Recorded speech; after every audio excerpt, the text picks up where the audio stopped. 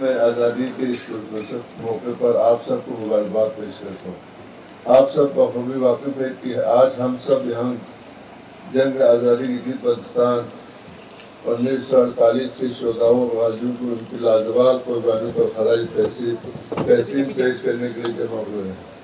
گلگت بلتستان ہمارے آباء و اجداد کی بے پناہ قربانیوں کے بعد آزاد ہوا ہے۔ ہمیں اس آزادی کی قدر کرتے ہوئے اس کی حفاظت کے لیے اپنے اسلاف کی نقش قدم پر چلنا ہوگا اور اس کی حفاظت اور سربلندی کے لیے خون کا آخری قطرہ بھی بہا دینے سے گریز نہیں کرنا ہوگا۔